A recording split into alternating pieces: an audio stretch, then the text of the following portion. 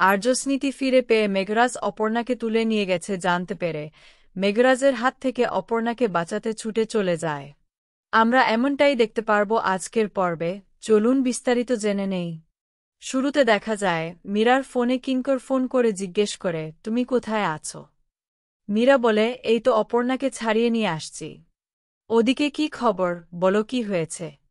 কিঙ্কর বলে, আমরা হাসপাতালে যাচ্ছি, সব ঠিক আছে, তুমি প্লিজ তাড়াতাড়ি এসো। মীরা ভয় পেয়ে জিজ্ঞেস করে, কেন, কি হয়েছে? কিঙ্কর বলে, আর্যের জ্ঞান ফিরে এসেছে। মীরা শুনে একটু শান্তি পায়। মীরা বলে, তবে তোমার গলাটা কেন এমন শোনাচ্ছে? সব ঠিক আছে তো, কিছু হয়নি তো? কিঙ্কর বলে, এখন ঠিক আছে, কিন্তু ওর কিছুই মনে পড়ছে না, শুধু কাকে যেন খুঁজছে। আমার মনে হয় অপর্ণাকেই খুঁজছে, তাই ওকে এখানে খুব দরকার। মীরা বলে, আমরা যত তাড়াতাড়ি সম্ভব আসছি অপর্ণাকে নিয়ে। অপর্ণা জিজ্ঞেস করে, কি হয়েছে? মীরা বলে, আর্যের জ্ঞান ফিরে এসেছে, কিন্তু কিছুই মনে করতে পারছে না। এটা শুনে অপর্ণা খুশি হয়, বলে, ধীরে ধীরে সব ঠিক হয়ে যাবে। তখন মেঘরাজ মুখ খুলে বলে, মনে পুরুক বা না পুরুক, অপর্ণার সঙ্গে আর্যের দেখা হবে না। অপর্ণা জিজ্ঞেস করে, কে তুমি? তখন সে টুপি খুলে পরিচয় দেয় মেঘরাজ। সে ঠান্ডা গলায় বলে, আমি থাকতে তোমাদের মিলন কখনো হবে না। এরপর অপর্ণার খবর নিতে এক মহিলা জেলের কেবিনে ঢুকে পড়ে। ওই মহিলা তো আগে আত্মহত্যা করতে গিয়েছিল। আর্যকে সে খুব কাছ থেকে দেখেছে বলে আর্য পিছনে ছুটে যায়। অপর্ণা মীরাকে বলে, প্লিজ গাড়িটা থামাও। মীরা মেঘরাজকে বলে, মেঘরাজ, গাড়িটা থামাও। অপর্ণা বলে, আপনি আমাকে নামিয়ে দিন। মেঘরাজ বলে, তোমাকে আমার সঙ্গে যেতেই হবে। অপর্ণা চিৎকার করে বলে, গাড়িটা থামাও। এরপর অপর্ণা একটা পরিকল্পনা করে গাছের দিকে যায়। সে বলে, ওই মহিলার সঙ্গে আমার কথা হয়েছে, সে সব কিছু বলে দিয়েছে। আমি সেখানে পৌঁছালেও বা না পৌঁছালেও আমি সত্য জানবি। ওদিকে আজও তার চিকিৎসা হচ্ছে, সে হাসপাতালে গেছে।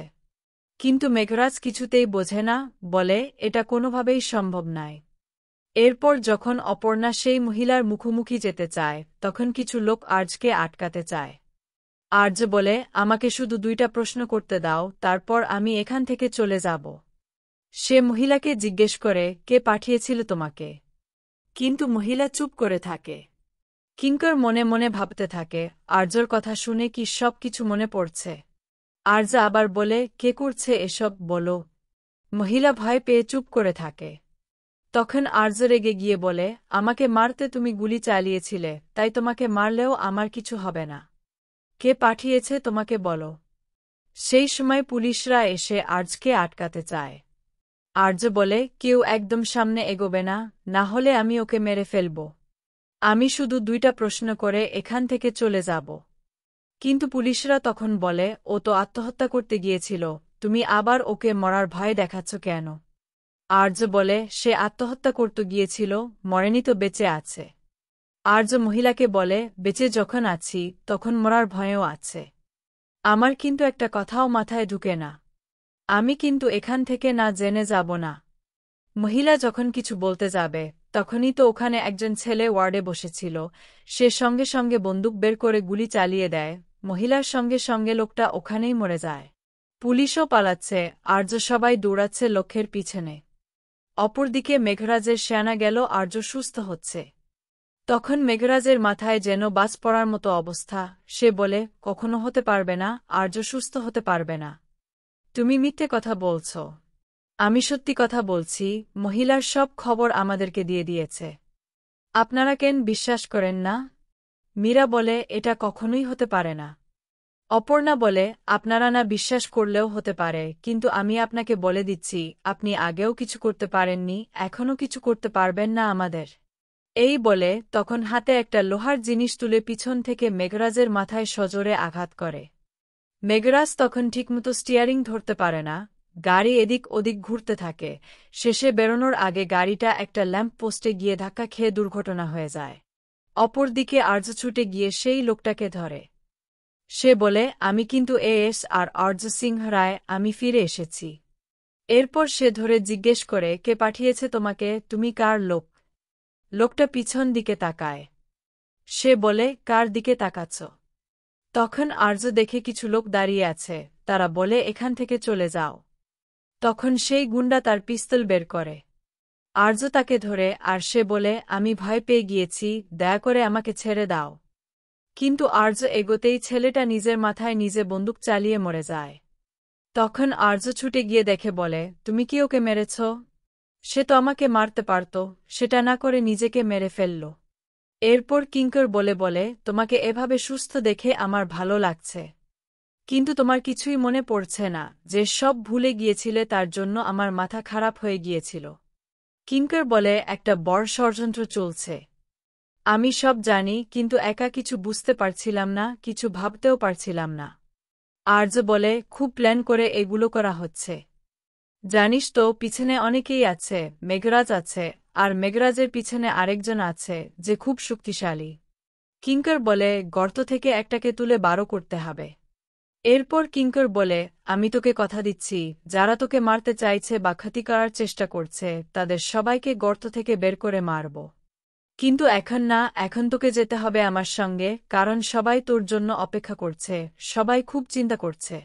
সবাই যদি জানতে পারে যে তোর সব কিছু মনে পড়ে গেছে, তাহলে সবাই একটু শান্তি পাবে।